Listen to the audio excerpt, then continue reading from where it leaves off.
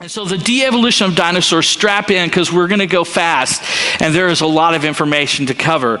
The de-evolution of dinosaurs, we're going to look at 5 different things. We're going to look at dinosaurs in the Bible, dinosaurs in history, dinosaurs in art, dinosaurs in the ground, and dinosaurs in geological time. All 5 of those, we're going to go quick. Here's dinosaurs in the Bible. The one question that most people ask when you talk about dinosaurs in the Bible is, the word dinosaur isn't in the Bible. Where do you find dinosaurs in the Bible? It's easy to find dinosaurs in the Bible. The question is the word. And Dr. Johnson mentioned that the word dinosaur was created by Sir Richard Owens in 1841. The first English translation of the Bible was in 1611. So that means there's a 200-year gap where the word was not even invented yet. So why in the world would the word dinosaur be in the Bible? It's like asking, why isn't Pokemon Go in the Bible? Okay? Now, a good question is, why do they not do it in modern translations? You know why? Because evolutionists have bullied them and blinded them. They're too scared to say that there's dinosaurs in the Bible because they'll be made fun of. The evolutionists will just go after them. And that's why we don't see it in modern translations. Here's the question. What word are we using for a large reptile that can kill people and destroy things? That word is the word tenine. The word tenine, if you go to the Strong's Concordance, actually means sea monster, dragon, or serpent. Pretty much something I don't want to cuddle with, okay? That's the main point there. But we can go to the Bible and look at a couple of examples. If we go to Job 7:12, it says, am I a sea monster or a dragon that you must place me under guard? That word dragon there is tenine. It means some large reptile that can eat people and destroy things. If we continue on, we can go to Isaiah 27:1. It says, in that day the Lord with his severe sword, great and strong, will punish Leviathan, the fleeing serpent, Leviathan, that twisted serpent, and he will slay the reptile that is in the sea. So we're talking about a large reptile beast that is swimming. And we'll talk about Leviathan a little bit more here in just a minute.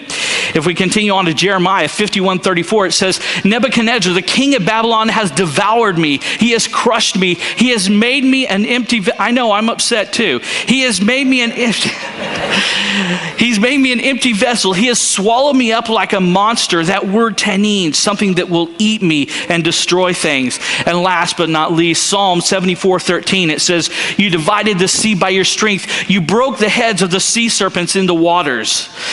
You see, God talks about dinosaurs in the Bible, but God doesn't just talk about dinosaurs in the Bible. God brags about his dinosaurs. God brags about his dinosaurs in Job 40 and 41.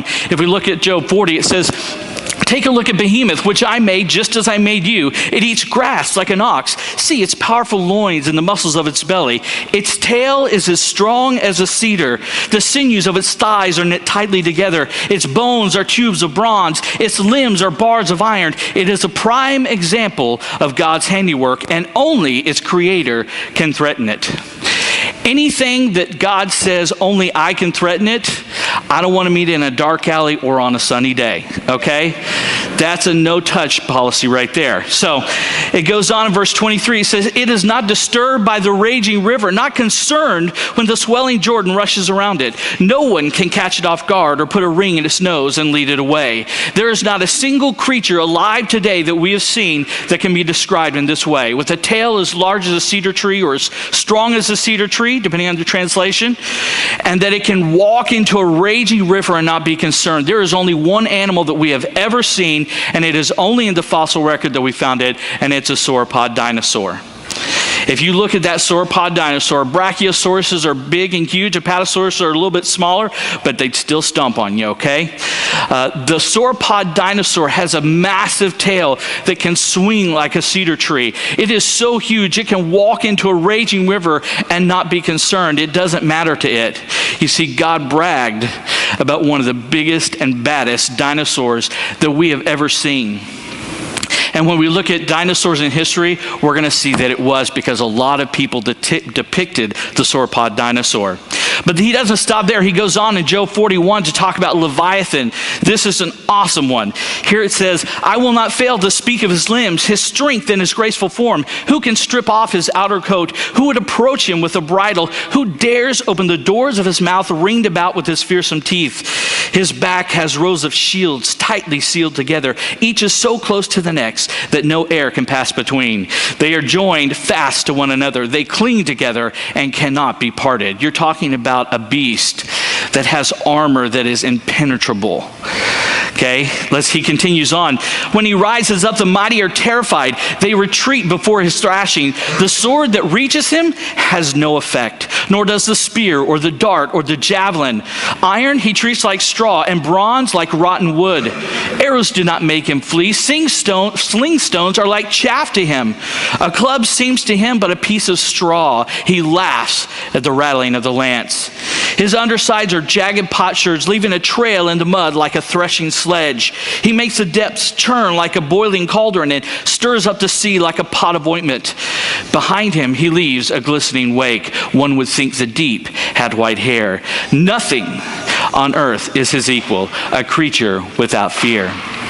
God just told us this is even bigger and badder than a sauropod dinosaur, most likelihood. But most of you guys know that it doesn't stop there, don't you? If we continue on, he says this. His snorting throws out flashes of light. His eyes are like the rays of dawn. Firebrands stream from his mouth. Sparks of fire shoot out. Smoke pours from his nostrils as from a boiling pot over a fire of reeds. His breath sets coals ablaze and flames dart from his mouth.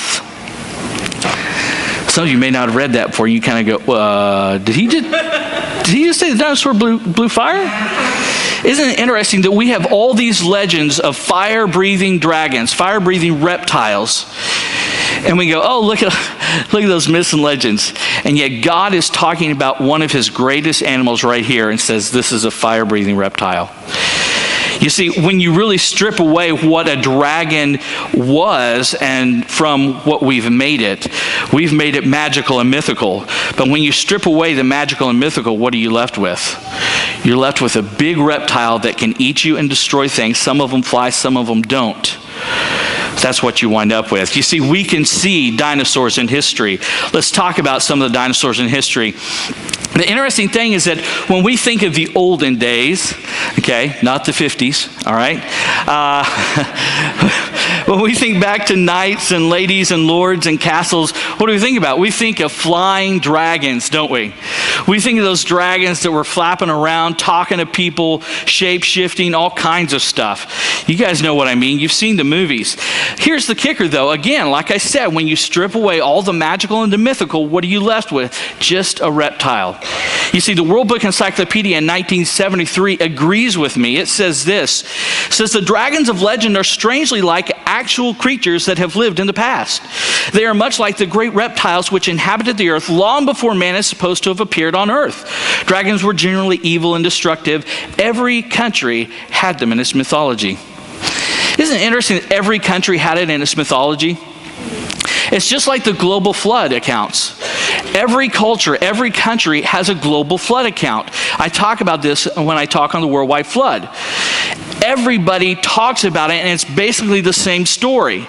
And you say, well, some of it is a little bit different, and that's fine. We can see at the Tower of Babel, where God confused our language, and he spread everybody apart, and as generations go by, the stories get a little weirder, they get a little different, but everybody has the same basic story. Do you realize that every country talks about these same creatures? What's the only logical conclusion? They all talk about the same creature because they all saw the same creature. And that's the truth. But we can go back to historical records and look at historians who have actually talked about flying reptiles. Have you ever seen those?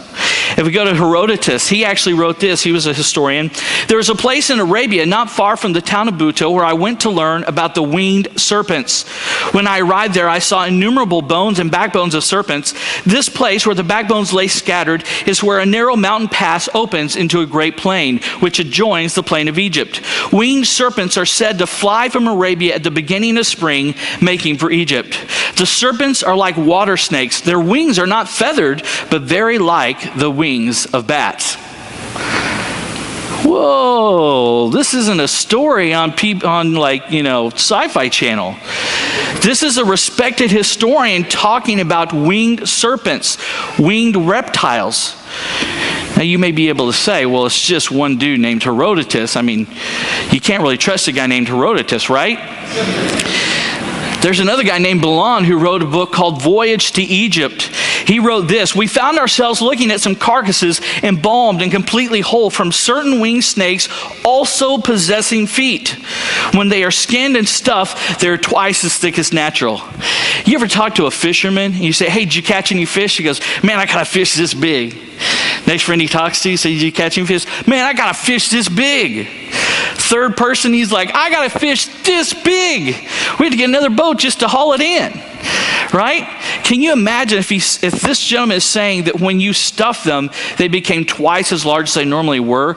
Can you imagine the stories that were told over and over and over again, how they got bigger and badder as they went on? But the truth of the matter is, it was an actual animal that they're describing. Belon and Herodotus weren't the only ones. I won't go into all of them, but Pliny the Elder talked about flying serpents. Strabo talked about flying reptiles.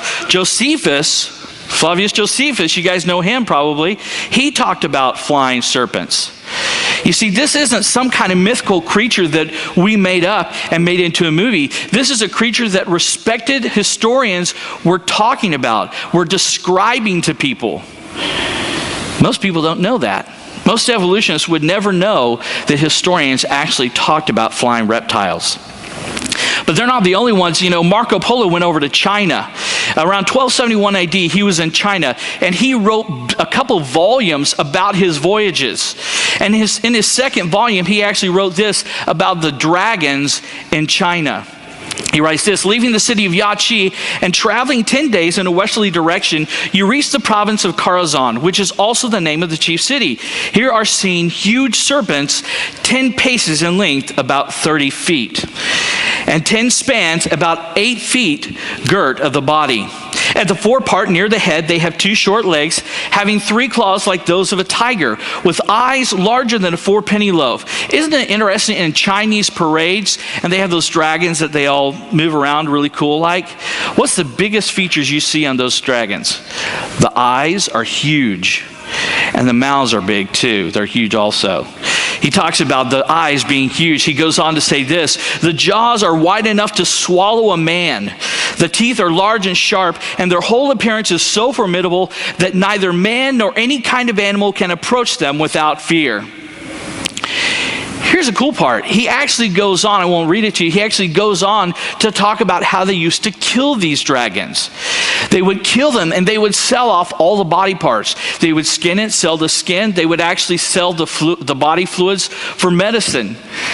Gross, but they did, okay? And then they would actually sell the meat off. It actually says in here, in his volume, they would sell the meat because the dragon meat was known to be better and tastier than any other meat. That would be awesome, you know? Like, I'd like a ribeye. I'd like a dragon steak, please. That would be awesome. But Marco Polo was over there in China at around 1271. He lived there for several years. He actually came back and said this: the emperor of China is actually growing. No, I can't think of the word now. Raising dragons. Who said that? You get a piece of candy. All right. He's raising dragons to pull his chariots in the parades. And we thought, he is just stupid. He does not know that. There is no way. Until we found a document from about 1611 that gave a title, Royal Dragon Feeder. Now, why in the world would you need a title called Royal Dragon Feeder? Unless you were raising dragons to pull your chariot in a parade, right? Think about it this way. The Chinese calendar. You all sit around the Chinese restaurant and you're like, hey, you're a dog, you're a horse, you're a cat, you know. Oh, I don't think you're a cat. But anyway, you're a tiger, a rabbit, whatever. You sit around, you talk about that. Do me a favor, raise your hand and tell me 3 animals on this calendar that are not real. Go ahead and just raise your hand. Okay, let me make it easier for you. Just give me 2 animals that aren't real. That's all I need.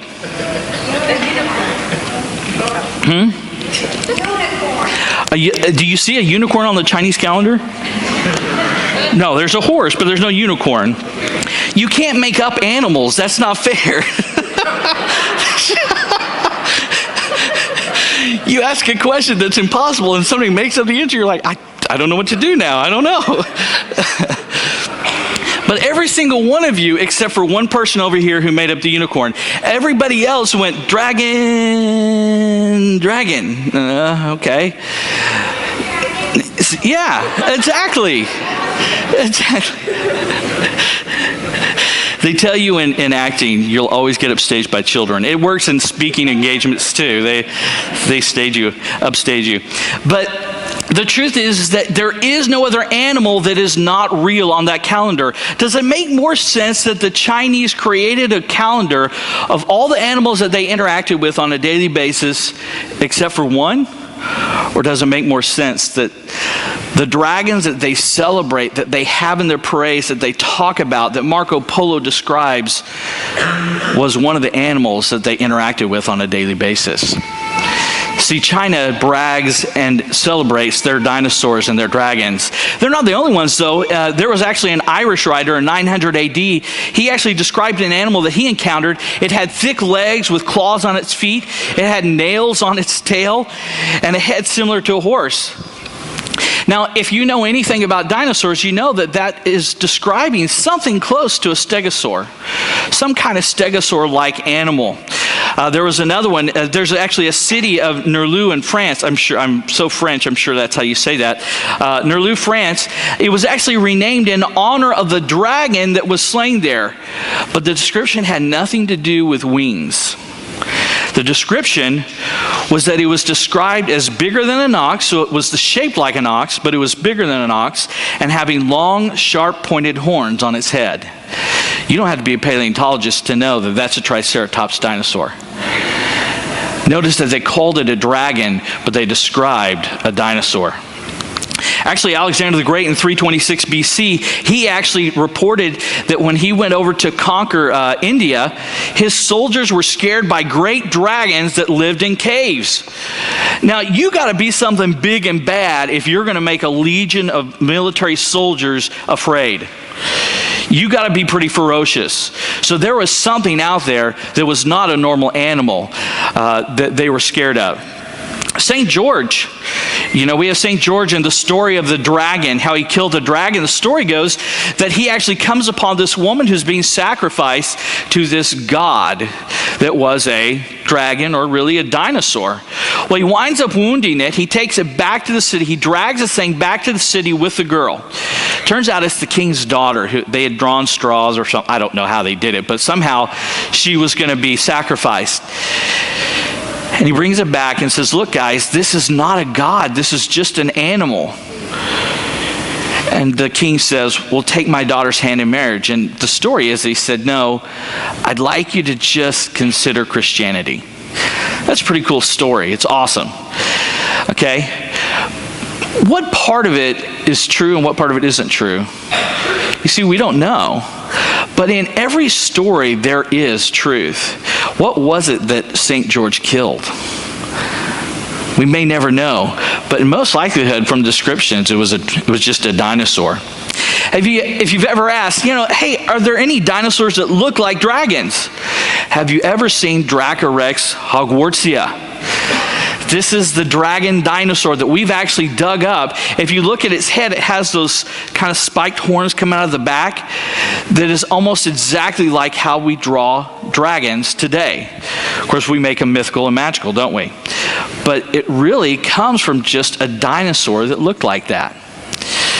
If we continue on, as we wrap up dinosaurs in history, St. John Damascene, St. John of Damascus, wrote an essay. It was simply to explain to people that dragons were real animals. They were not mythical beings. He actually wrote the essay to tell them they aren't magical and mythical. They're just animals that can be killed. We can kill it. We can skin it. We can measure it. We've seen them be born. He goes on to say this in this essay. He says, I'm not telling you, after all, that there are no dragons. Dragons exist, but they are serpents or reptiles born of other serpents. When just born and young, they are small, but when they grow up and mature, they become big and fat so that they exceed the other serpents in length and size. That described me as well. But anyway, it is said they grow up more than 30 cubits, 45 feet. As for their thickness, they become as thick as a huge log. The church fathers were trying to tell us, yes, these big, huge reptiles exist. They're not magical. They're not mythical. They are animals that God created. Now, it goes along that if we can find dinosaurs in history, we should be able to see them depicted somewhere, shouldn't we? So if we look at dinosaurs in art, we should be able to find where people have created dinosaur art. In National Geographic in 1993, in the Geo Guide, the author there said this: no human being has ever seen a live dinosaur. Now, does he know that or does he think that? What did you say? He thinks that, right? Why can he not know it? He's not omniscient. That's the theological answer right there. But the truth is, he doesn't know everybody in history. He would have to know every single human being that ever lived, right? So he can't know that. But here's another question. Who can draw me a Farselblatt? I'm waiting. There's usually one person just wants to cause trouble. There they were, right back there. I knew it. Half the time it's one of my family members just to give me grief. But you can't draw me a Farselblatt. Why? We don't know what it is. You don't know what it is? What else? What did you say right there? You haven't seen it. You can't draw one because you've never seen one before. Now, on the flip side, if I go into your house, not in a creepy way, you invite me in, okay? We'll edit that part out later, all right? If you invite me into your home and I see a picture of a giraffe that you've drawn, I know that you've seen a giraffe, because otherwise you wouldn't be able to draw it, right? Now, today we have the internet, we have the TV and all kinds of stuff. But if you go back hundreds of years where there was no TV, there was no internet, if they've drawn something, they've seen something, okay? Let's see what we can find out about dinosaurs in art. If we stay right here in the United States, the Native Americans actually did cave paintings all over the place. And in these cave paintings, we find dinosaurs. Here in Colorado, we find this cave painting. It's got the big body, 4 legs, a tail, a scoop shape to his head, and 3 horns sticking out. You don't have to be a paleontologist to know that's a Triceratops dinosaur. Okay? If you go over to Utah, they actually drew this dinosaur. That's a no-brainer. There's only one big bad mamma jamma dinosaur like that, and that's a sauropod dinosaur. How in the world do they know how to draw a Triceratops and a sauropod dinosaur? Because they had seen, this person's doing the talk next, okay? Because they've seen a dinosaur. That's why. If we continue on over to England, if we go over to England, you can go to Carlisle Cathedral in Carlisle, England. And in that cathedral, this is kind of creepy, Bishop Bell died in 1496, for all you students, just a few years after Columbus sailed the ocean blue, okay? He actually died, and they actually put a tomb down in the walkway of the church. That's creepy. Everybody walks over him. Okay. But in this tomb, there's a brass inlay. You can see this brass inlay right here. And in that brass inlay, they have everyday animals carved. As a matter of fact, you can see things like a pig, a bat, you can see fish, and you can see dogs, and you can also see these everyday animals. 2 big animals with a big long tail and a big long neck. What is that? That's a sauropod dinosaur. How in the world did they know hundreds of years ago, about 800 years ago in Carlisle, England, how to draw a sauropod dinosaur? Yeah, good old Bishop Bell and his cohorts had seen a live dinosaur. If we go away from England and we go over to Egypt, in Egypt, there's a Narmer palette, and this is a cool little thing. It's one of the oldest artifacts that we have, but if you notice, if you look right here, these are two sauropod dinosaurs with their necks kind of intertwined. That's amazing. First of all, it's amazing because in other countries and other cultures, we see the same thing with these large dinosaurs like this with their necks intertwined. We see giraffes do the same thing. They intertwine their necks. Okay? So they're not only seeing a dinosaur, they're noticing the behavior of a sauropod dinosaur, and they're actually depicting it on this palette. Okay? So over in Egypt, they had seen live dinosaurs. Now, if we go back over to China, remember I said that they celebrated their dragons. Well, they celebrated their dinosaurs too. And I mean their dinosaurs. Take a look at this. These are a couple little jade statues that they carved of these little, they look like little baby triceratops. They're so cute, right? They think, oh, look, this little baby triceratops. But either they didn't have their horns yet, or they forgot to put the horns on. That's what we thought, because we thought it had to be a triceratops, until we actually dug up a protoceratops, which actually doesn't have horns, but has that same scoop shape to its head. You see, they knew what they were carving because they had seen it. We didn't know what they were carving because we had never seen it till we dug it up. They knew better than us, and yet we think we know better than them, don't we? So if we leave China and we actually go over to Cambodia. Now, Dr. Johnson actually showed you this one. In Cambodia, there's a temple in Angkor Wat. I think it's called the Ta Prohm Temple. And on this temple, there are all kinds of ornate carvings. It is amazing. He goes into it, so I won't talk too much about it. But on this column that you're going to see, there are all kinds of carvings. Some of them are false idols, don't get me wrong. But some of them are everyday animals, like this water buffalo. Isn't it interesting? They have a water buffalo, and then they have this animal on the same column. And they've actually taken this picture to elementary school kids, and you know what? The elementary school kids must be really smart because they recognize it as a stegosaurus right off the bat. There was no question. So in Cambodia, over 1,000 years ago, guess who had seen a stegosaurus? Yeah. If we go out of Cambodia and we go over to Peru, we're just hopping. Luckily, we don't have to pay for the gas for the plane. But if we go over to Peru, they have these sauropod dinosaurs all over the place.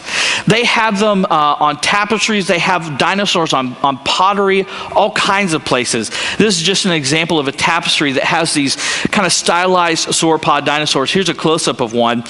You can see that long neck, long tail, and big sharp teeth, which is kind of scary. But in Peru, they had seen these sauropod dinosaurs. That's why I said, that is the biggest, baddest dinosaur around. Everybody's going to draw that one. They're going to want to draw the biggest, baddest dinosaur around. If we move from Peru and we end our journey over in Israel, you weren't expecting Israel, were you? You see, we've been digging up temples in Israel, and the Israelites, in one of their temples that we've been reconstructing and kind of redoing, they actually found at the bottom of a column this right here. That's two dinosaurs teaming up on a horse. Some people think that the one on the left over here is a theropod dinosaur. I think it kind of looks like some kind of pterodactyl, some kind of flying dinosaur. But either way, the one on the right is pretty much only one kind of dinosaur, I'd say, with a little bitty short arm and a big old head. That's the Tyrannosaurus Rex, okay? Or some kind of Tyrannosaurus Rex creature. All right. See, even in Israel, they had seen live dinosaurs. And this dude in the Geo Guide goes, oh, no human being's ever seen a live dinosaur. He clearly has not looked in art very much. I mean, seriously, we find dinosaurs all over the place in art. They are depicted in every single culture. Human beings have seen live dinosaurs. But we don't just see dinosaurs in the Bible. We don't just see them in history. We don't just see them in art. We find some of the coolest stuff that Dr. Johnson's already talked about when we dig them up. When we dig up dinosaurs, we find all kinds of cool stuff. Here's a quote from Mary Schweitzer. She said this: the problem is, for 300 years we thought, well, the organics are all gone, so why should we look for something that's not going to be there? And nobody looks. She's talking about the organic compounds. She's talking about the organic material, the proteins, the DNA, the blood vessels, the hemoglobin, the histones, the osteocytes. All those things I just named off, we found in dinosaur bones. You see, in 2005, she publicized this. She actually found the bones in 1994. This is from the Hell Creek Formation, the same one that Mark Armitage got his Triceratops from. She actually found red blood cells from a Tyrannosaurus Rex. It was an unfossilized section of T-Rex bone. She actually found red blood cells that were soft. Why is that so amazing? Johnson talked about it. Dr. Johnson talked about it. Because in every experiment, every time we've checked, there is no way that organic materials can last, even if you have the most perfect conditions. I mean, you manipulate everything, you're not going to get anything to last more than 1 million years.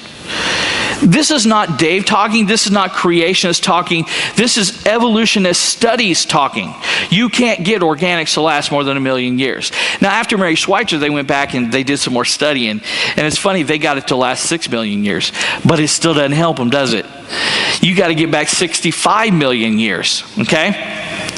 But this wasn't the only one. This started a firestorm because now people started looking for organic compounds. What else can we find? In 2009, they found collagen and other proteins in a hadrosaur. Okay? They actually found this. This is an actual picture from what they found. And then in 2011, they found a mosasaur with collagen and other proteins in it.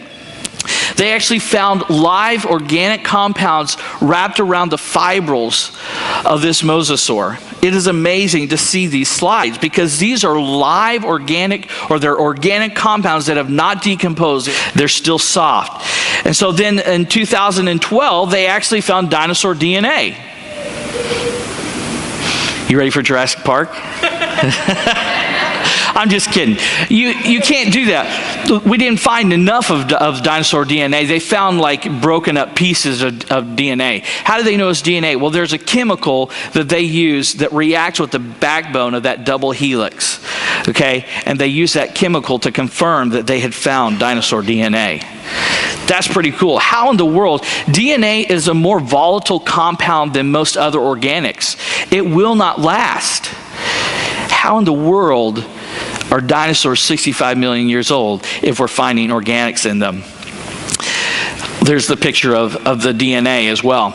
Then in 2015, they actually found a hadrosaur that they found dinosaur veins in. Veins that were stretchy, that you could squeeze stuff out of. And all the little boys were like, cool, you know?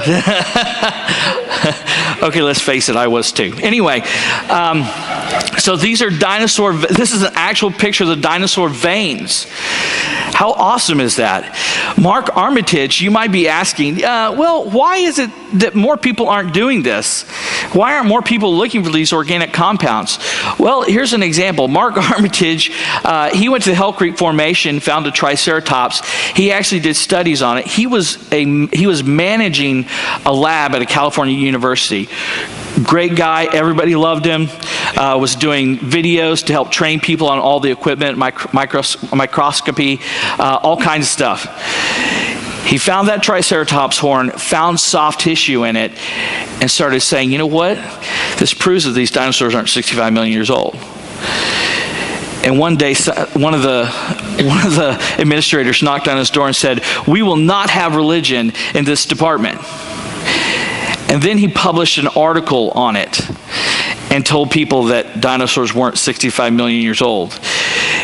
And a few days later, he was fired. Excuse me, he wasn't fired. Funding ran out for his position in the lab, okay? That's the official stance. Even in the litigation afterwards where he won in court, they didn't fire him because he was creationist. The funding ran out. That's why they settled out of court. But yeah. But these are actual pictures that he's doing. He has his own lab now. As you can imagine, he's a little on fire, okay? You can actually see him on YouTube, and he is a bold guy. He knows his stuff. These are actual pictures of blood vessels from the Triceratops horn. The one over here is actually looking down through the blood vessel. This is a soft tissue wall. It's actually soft tissue here. It's a wall of the blood vessel. Amazing, amazing stuff. One of the other things, yeah. What was Oh, Mark Armitage. Armitage. So one of the other things, I told you that we have a dinosaur that looks like a dragon. I think this one also looks like a dragon. This one's called a nodosaur, okay? I don't know if he sleeps a lot, he nods off, or what it is, but they call him a nodosaur. This is one of the most perfectly preserved dinosaurs we have ever found. It was found on accident by a miner. Not a little kid, I mean a guy who goes into a mine, and, right? Can you imagine a little kid finding this thing? I would scream like a little girl, okay? But here's a close-up picture of him. I mean, this thing looks mean, okay? He looks big and bad. And that is actual skin and scales on that dragon. Most of it is fossilized. They actually found his intestines as well. They think that eventually, as they keep scanning it, they'll be able to find what he had last eaten. Okay, that would be awesome.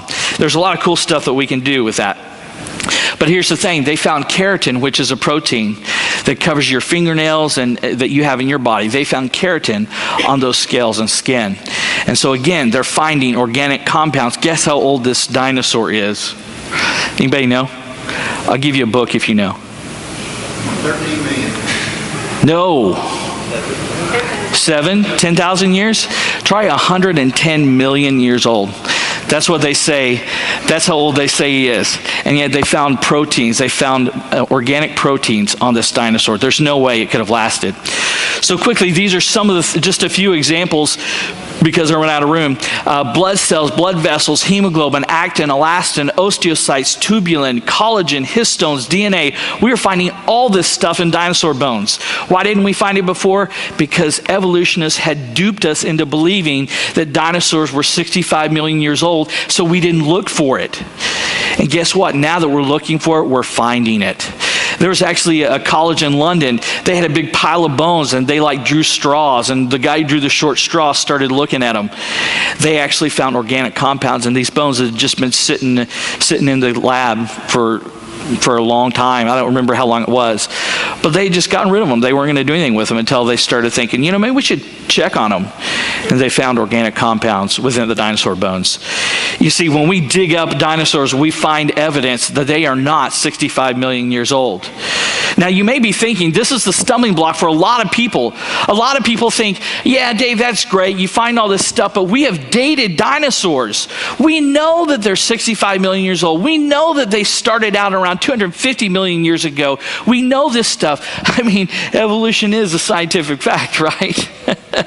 I'm sorry, I'm not supposed to lie in a church. I apologize. But anyway, so we can actually look at dinosaurs in geological time, okay? Here's a couple of fun facts about radioisotope dating, because this is what they use, radioisotope dating. I'm not going to go into all the details of it. You can actually go out there. There's, I believe it's Creation, Basics, and Beyond has the information on this. And then also there's a great DVD set. It's a 4 DVD set called something about dinosaurs. Discovering dinosaurs. It's amazing. It changed my life. I just want to apologize to ICR formally. I think it's called Discovering Dinosaurs. You go over there and say, Dave said to get the 4-pack, they'll find it for you. Okay. I have seen it. It is very good. Their production quality on their videos are amazing. I'm not here to advertise for ICR, but that is one of the things. ICR doesn't do as much videos and stuff like that, but what they do is so well done. Okay, so please do pick those up, and you will enjoy them. So dinosaurs in geological time, radioisotope dating, that's what they use. They use the decay rate of radioactive material. They call them radioisotopes. They measure the decay rate, and then based off the decay rate, they get an age. Okay, that's the simple answer. Again, you can get more information in the books. Here's the fun facts about radioisotope dating. I don't have to give you all the details. Why? Because I can disprove radioisotope dating without ever giving you a sciencey kind of answer. Okay? First one is this. Evolutionists don't date dinosaur bones. Did you know that? Most people think, well, they must date the dinosaur bones. They know how old they are. No, they date the rocks around the dinosaur bones. And then based off the rock date, they give the dinosaur date the same number. Here's the problem. If your radiometric dating method is flawed and it's wrong, doesn't matter what you date, it's still going to be wrong. Okay? Here's fun fact number 2. Every time we date rocks of known age, we get it wrong. We have this radioisotope dating that everybody says is so amazing. I saw a video the other day that said it's 0.1% variance that could be off.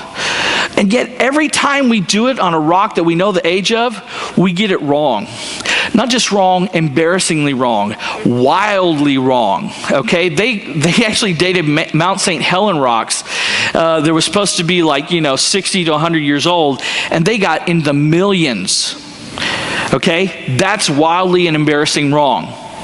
They actually dated the Grand Canyon. They went down to the very bottom layer and dated that layer down there, and they went to the very top of the Grand Canyon. Which one should be younger? The top, right. So they date these. Guess which one got an older age? The top. That's embarrassingly and wildly wrong. In case you want the definition, that's the definition of embarrassingly and wildly wrong. Okay? Every time we date rocks of known age, we get it wrong. And yet somehow when we date the rocks that we don't know the age, bam, we get it right. We are good. How is that? Because it's delusional. That's why. Okay? I don't mean to be mean, but it is delusional. Okay. So the third fun fact is that different dating methods give different dates. If you have radioisotope dating, one of the cool things is that even though they all have different decay rates, based off the method, they should all give the same date. As a matter of fact, most evolutionists will only date by one dating method, whether it's uranium, lead, rubidium, strontium, potassium, argon, whichever one you use. They'll only use one method because the theory is no matter how many you use, it's going to give the same date. Until we started using different methods on the same rock samples and we realized you get wildly different dates. How in the world is it that we don't get it right when we have the known age? And how is it that we don't get it right when we use different methods? The test fails. When you test the test, it fails miserably. And yet, evolutionary scientists will tell you every single time, we know the dates of these rocks. We know how old things are. And it's all based on assumptions that they've made. Now you may say, well, is there anything good coming out of radioisotope dating? There is. One good thing coming out of radioisotope dating, and that's carbon-14. See, carbon-14 is a radioisotope. It's radioactive. It actually starts out in the atmosphere, gets hit with solar rays, becomes carbon-14, falls down, gets in the grass, the veggies, the trees. And then, of course, the animals eat the veggies. We eat the veggies and the animals. Therefore, we get the C14 in us. That means you're all radioactive, okay? The only way you stop getting C14 inside of you is when you die. Here's the kicker. Then they use the decay rate. The decay rate for C14 is 5,730 years. Okay? This is what I call the radiometric pass-fail. Because if you've ever played the thing like, hey, can you fold this piece of paper 9 times? Have you ever done that? Anybody? Thank you. I was really starting to think I was weird there for a second. Because you can't fold a piece of paper. I think it's past 8 times. Because you half it, and then you half it, and you half it again. The same thing is true with C14. You half it at 5,730 years, and then another 5,730 years, you half the half, and then you half the half, and then you half the half. We got to stop there because I have no more stage. Okay? But you keep halving it, and eventually you get no more detectable C14. You can't detect anymore. We found that age is somewhere between 80,000 to 100,000 years. Depending on the scientist you talk to, is somewhere between 80,000 to 100,000 years. So now we have a radiometric pass-fail. Because if we detect C14, that means it's less than 100,000 years old.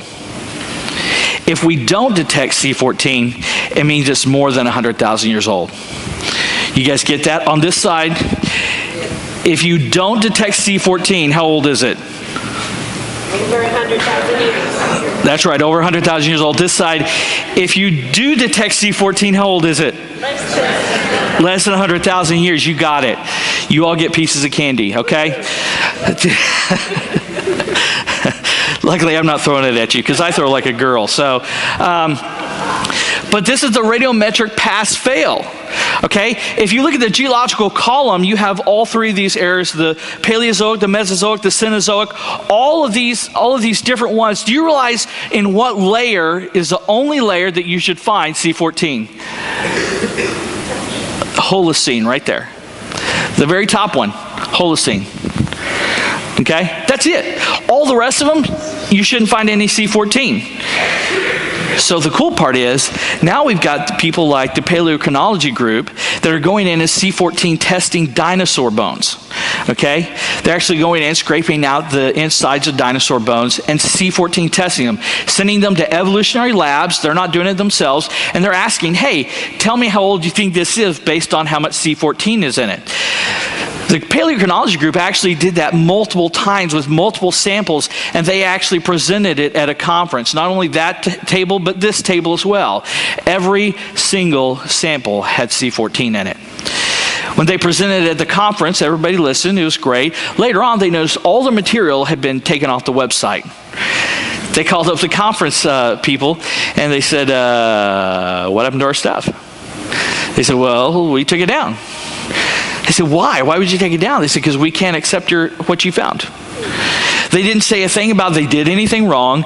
It wasn't that they was contaminated. It wasn't that they were, mischievous about the results or anything. They just could not accept the answer that the experiments gave. And that's the problem with a lot of evolutionists. Understand that this is not a battle of facts. This is a battle of worldview. Okay? When you find that your theory is wrong based off facts, you're supposed to change your theory. But an evolutionist will change their facts based on their theory. Okay? The funny part is that as Christians, we don't get to change our answers. Have you ever thought about that? Like, we have the Bible, 6,000 years. This is our answer. We don't get to change anything. Okay? So if we get it wrong, we get it wrong. Evolutionists tend to change their answer a lot so that they continue to get it right somehow. Okay? And that's not a good thing. They are the only ones who actually did this. The RATE group, which was actually kind of sponsored for or started with ICR, actually. There was several PhDs that did this. There was a couple of geologists, some geophysicists, some physicists. There was a meteorologist. I guess that was somebody's brother. I don't know. But I'm sure he's smarter than me, but it's just funny. It's just, boom, meteorologist, okay? They're never right. I don't understand why would you bring him in on this deal, okay? Dr. Johnson, I'd just like to apologize to Larry Vardaman, if you would let him know that. Okay. But the RAVE group actually went through, they actually C14 tested dinosaur bones. They C14 tested petrified wood, all kinds of organic stuff. Every single time they found C14. This study was actually much wider and broader than this. If you find the results on this, you want to read it. There's actually a talk on YouTube by Andrew Snelling that talks about this stuff. It's amazing stuff. So one of the things they did was they C14 tested coal. Okay, coal is millions of years old, right? Millions and millions and millions of years old. So they actually went through and found and got samples from the U.S. Department of Energy Coal Sample Bank. I didn't know you could do that, but apparently they did. They tested all these samples from all the different levels that should be anywhere from 1 million years old all the way down to over 250 million years old. And guess what? Every single sample had C14 in it. How old does that mean it is? You got it. Now, of course, the evolutionists were not happy about that. They said, you've got contamination. You didn't do it right. They said, we gave it to an evolutionary lab. What do you mean? They did the same thing they do for all of your stuff. No, they said. They said, fine, we'll do something that cannot be contaminated. They did diamonds. First of all, they wasted those diamonds, ladies. I apologize for that, okay? But they C14 tested diamonds. They did 12 samples from 4 different mines in Africa. Guess how many had C14? You got it. Every single one of them had C14. Let me ask you a question. If we keep finding C14 in everything that we test, how old is the Earth? Less than 100,000 years old. Man, how does this change our view of dinosaurs? When we take a look at dinosaurs in the Bible, dinosaurs in history, dinosaurs in art, the organic compounds that we find, and all the C14 testing, how does this change the way we look at dinosaurs? It should radically change the way we look at them. You see, if we're looking at creation and evolution, and we look at where we find dinosaurs in the Bible, and we see that we find these large reptiles, we know that they existed when man was around. When we read about Marco Polo in history talking about these beasts, we know that they were there in history. When we look at the depictions in art, we know that they were there with man, that people had seen live dinosaurs. When we find the organic compounds, we know there is no way that they are 65 million years old. And finally, when we C14 test them, we know for a fact they're less than 100,000 years old. This should radically change our view of dinosaurs. But this isn't just something about beating some evolutionist up, okay, to say that dinosaurs are young. The truth is that dinosaurs are a great way to show people that the earth is not as old as evolutionists say it is. It's a great way to tell them about a God who created them and loved them. It's a great way for us to embolden ourselves, to trust the authority of Scripture, to stand firm from the very first verse. And it's a great way for us to get bold enough to go out and tell others about it so that they can look around them and see the glory of God for themselves. Let's pray.